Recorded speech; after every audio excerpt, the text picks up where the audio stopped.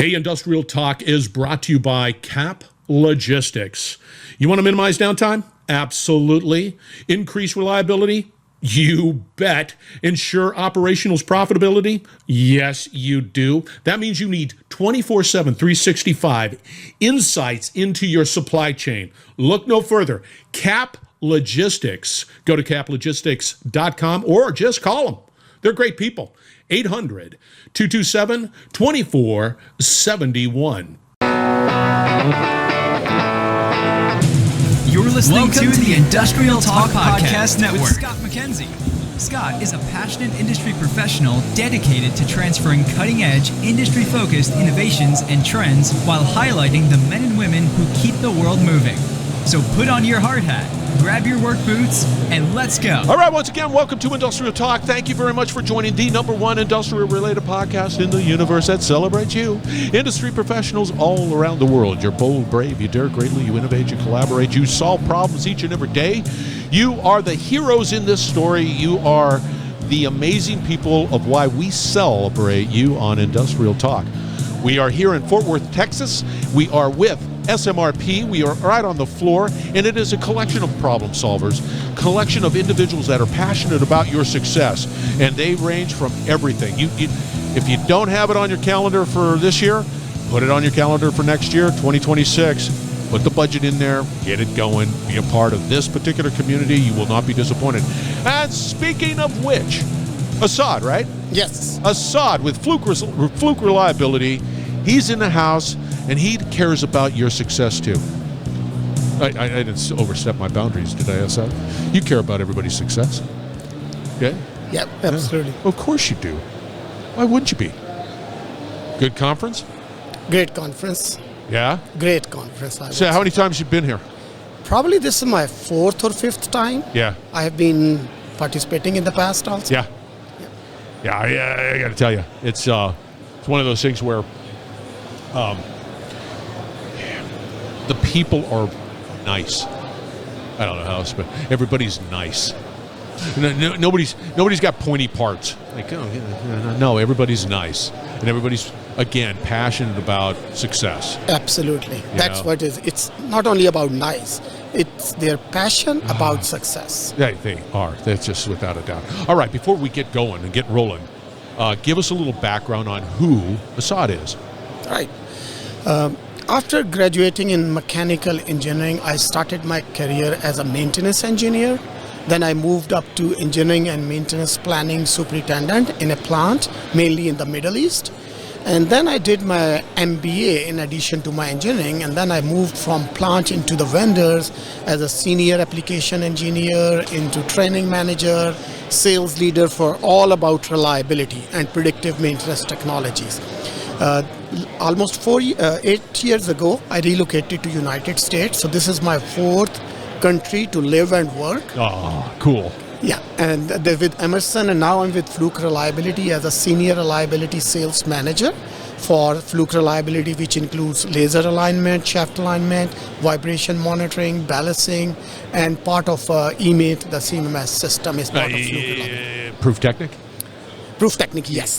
That's my brand, I would say. Yeah, that's right. Okay, I know those guys. Yeah, I have to ask the question: when you first started in industry, what were you doing? What industry were you in? I started with the cement and mining industry. See, that's cool. Yes, and I was the maintenance engineer, and then I moved up to planning manager and predictive maintenance. See, and that's a harsh environment. That's rough stuff on equipment. Rough. It is, and the pollution is very important part, but I can tell you the plants I have been working, we used to have lunch outside in front of the machine. It was so clean. No way, really? Absolutely. No way. Yeah. And it's all because of the maintenance best practices, predictive maintenance, 5S, and so many other parts of TPM as well. See, that's cool stuff. See, I every time I always ask that question of where did you get your start, where were you, all of that good stuff. I always want to take a tour. I want to see it. Absolutely. Take a tour. It's fun to watch a cement processing plant. It's a heavy industry. Yeah, it is. And there are so many different processes, and Yeah, absolutely. And it's one of those things that we just take for granted. Cement. And there's a tremendous amount of engineering that goes. Not all concrete or cement is the same. Absolutely not. There are so many, I don't know how many types of cements, depending on the resistance for the corrosion and for other so many things. Portland cement and all those things. All right. I digress. All right. Let's talk a little bit about what we want to talk about, and that is transforming maintenance and reliability using AI and predictive maintenance. So take us through what that means. So last year there was a report published by Microsoft and LinkedIn together, and they did more than 30,000 different people at work. They analyzed and they asked them specific question about AI usage. 30,000 is more than 30,000 people globally. Yeah. I mean, that's substantial. Absolutely. And the whole purpose of this was to understand the people, how they are using AI, what are the gaps, what are the trainings they need. And key finding was that 75% of the people were using AI tools in their work. And that was a year ago. It's a year ago. It's a year ago. And another thing, which was more interesting, is 78% of the people were using their own AI tool. Company was not supporting because of so many barriers and this, but they were not stopping. They were using their own tools to get their job done. 78%, 4 in 5 out of 5. And fast forward, it's a bit more now. Absolutely. I'm looking forward to any other report like this, but that's a very comprehensive report which gives so much details. Another interesting thing is they ask people, the AI, is any change you have seen after implementing AI? And they say, yeah, absolutely. It increases our efficiency, boost focus, and work enjoyment. Very important for keeping retention, work enjoyment. They started loving their work by implementing those AI tools, which are basically enablers to make your life easy. And I have been using so many tools of AI for more than 2 years, and absolutely those are such enablers, and I cannot imagine my day today without AI tools. I'm gonna go off on a tangent. Here's the challenge. So AI, what makes AI a success, there's this plethora of large data sets, they're large language models, right? They're out there. What makes it a success is to be able to draw from that and draw conclusions. I think there's going to be an information starvation for AI because everybody's using AI and not contributing, other thought, like what we're having here, and transcribing this, we're contributing to that. It's great, it's good, that's what we're doing. But a lot of people don't, and eventually the quality will be, I know what they're going to say.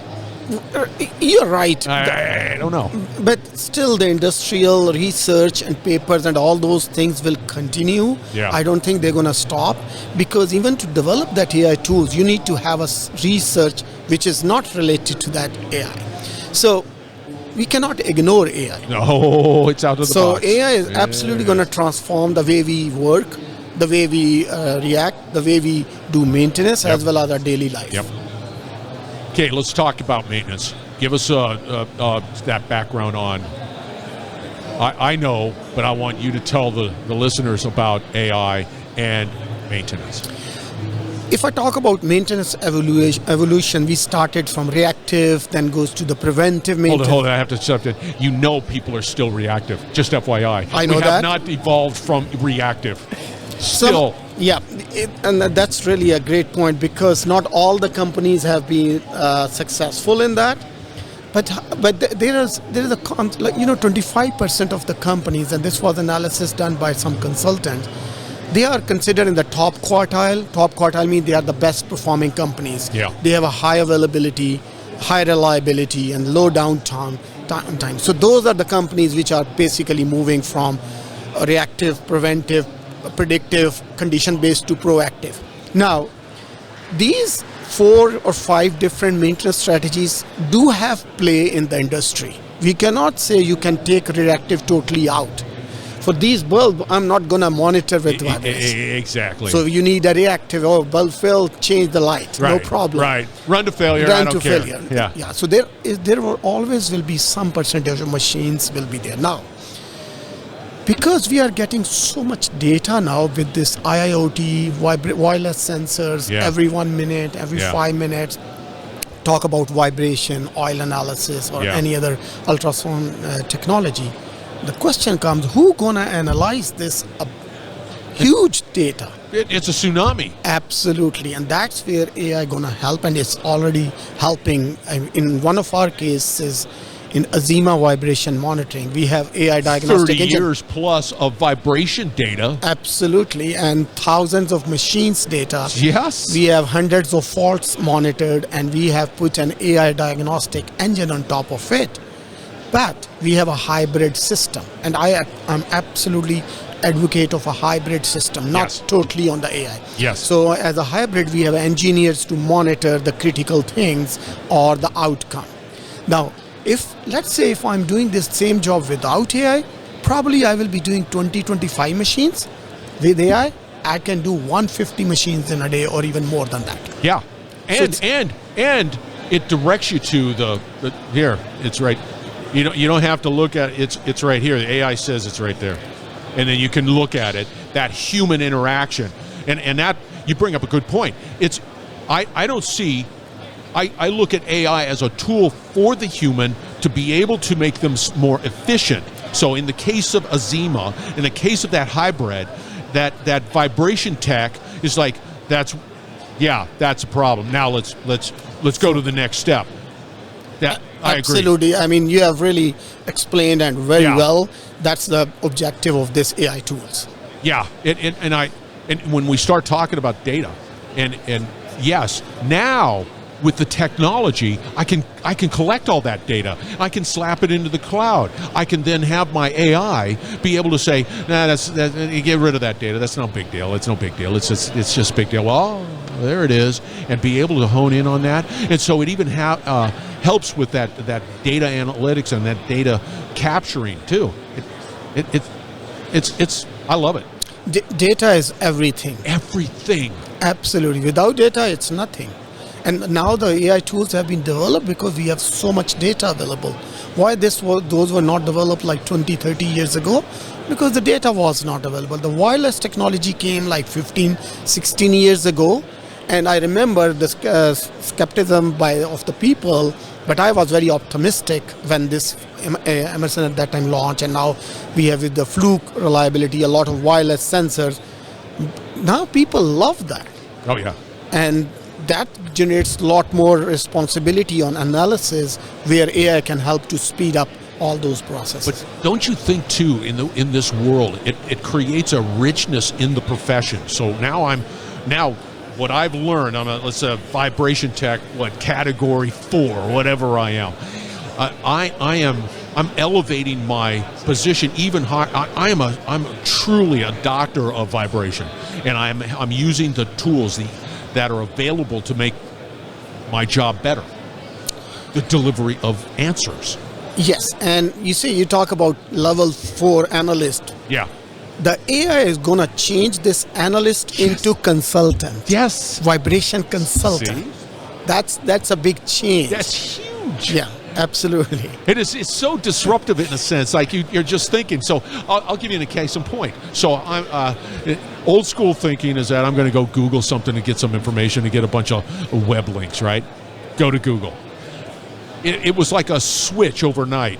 Well, no, I'm just going to go to Copilot and ask the question, and then it gives me the answer that I'm looking for. Oh, I'm never going to Google again.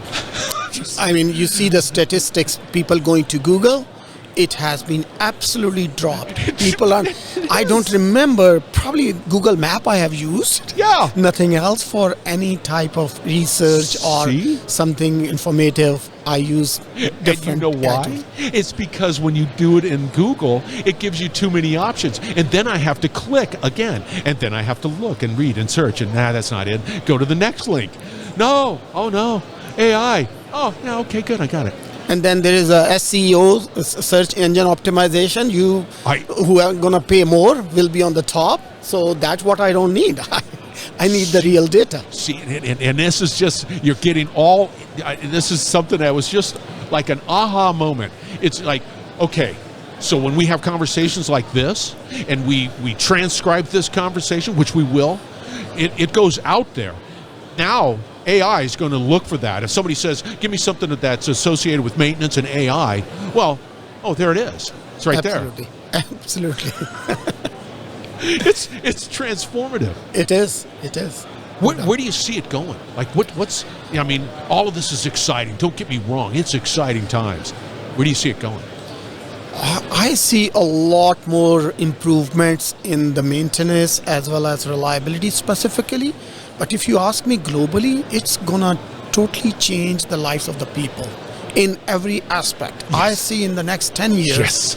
10 years, we will be really talking about very different problems which we are talking Yes. today, and we will be the problem which we have today, maybe we have an easy solution in next 4 to 5 years with this AI, and then we will be discussing some maybe another level of problem. So I see a huge opportunity, and I see it's really the companies have to leverage this rather than just being skeptical about that. They need to have a proactively look into these technologies and implement in their sites. See, I think we're just scratching the surface. It's so funny. I was at a conference 7 years ago, and we were talking about AI, but it was a conversation that was around, okay, if AI was AI, we need sort of guardrails, and what's the moral implication of AI, right? But fast forward, one day we didn't have it, the next day we had, there it is. It's ChatGPT, and then all of a sudden it just on fire changes the way we look at the world. I think we're just scratching the surface. Yeah, I'll share something.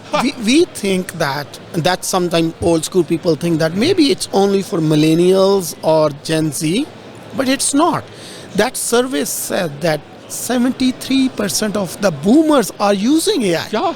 73%, like 3 out of 4. Yeah. And the one which were with the highest one was 85. Yeah. That's the Gen Z. So there is not much difference. No. So it is across all generations.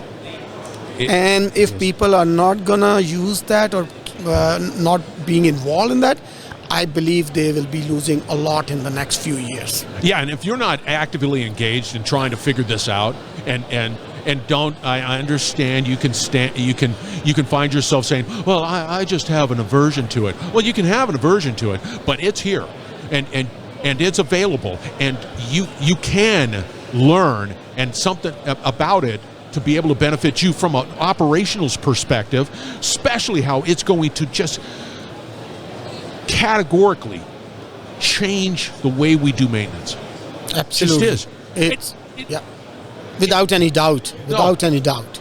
And you know, it's interesting too, and we've been, many years ago, I deployed a system, and it was one of the first neural nets to be able to sort of use data. We were pulling data from a transformer, right? Mm-hmm. Pulling the dissolved gases. You know what the problem was? I had no way of storing the data. No way. It was just too much. It was just collapse on itself. We were just not there. Right. I gotta ask a question about you. Yes. You know what the next domino to fall? This is what I think. This is just me, Scott, sitting around having conversations with people, is quantum computing. I think everybody's talking about it, right? They're trying to figure out what that thing is. So we're at the point where, yeah, quantum computing is going to do X, Y, Z. I think it's going to be like ChatGPT. Somebody's going to crack that code, and there it is. Quantum computing now, with AI, with all of the stuff. I don't even know what that means. It's already building. I have seen some of the laptops now. They are saying AI built in. Yes. Yeah, you can tell the computer, can you arrange my files into these folders? Yes. And that's going to be so absolutely. I mean, the sky is the limit in this whole Come AI on, transformation. buckle in. It's fun. Come in. It's going to be a roller coaster ride. Put your hands up. It's all good. Asad, how do people get a hold of you? They can contact me on LinkedIn, just Asad Malik. They can write and they will find me on the LinkedIn. How about that for a conversation? That was a great conversation, Asad. You need to reach out to Asad. I love these conversations. Oh, I'm all winded from it. All right, we're once again broadcasting from SMRP. We're right on the floor, and you need to be here. You get people like Asad. Come on. The water is nice. Jump on in. Be a part of this community. You will not be disappointed. They're always pushing the envelope. You will be current, and you will just enjoy these interactions. It's all collaborative. Come to SMRP. It's exciting. All right, we're going to broadcast. Sorry, I've already said that. We're going to wrap it up on the other side. Stay tuned. We will be right back. You're listening to the Industrial Talk Podcast Network.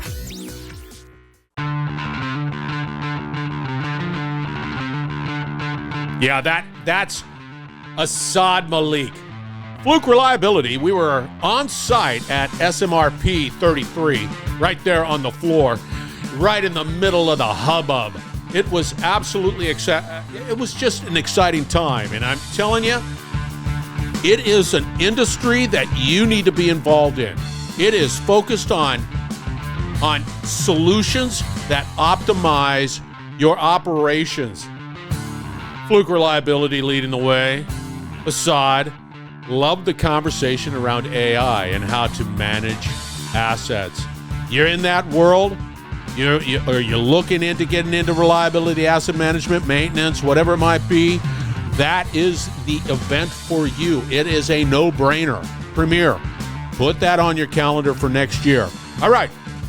Again, I'm going to tell you, we're going to have more conversations coming from this event. So you need to stay tuned. So be bold, be brave, dare greatly. Hang out with Asad, and you're going to change the world. We're going to have another great conversation shortly, so stay tuned.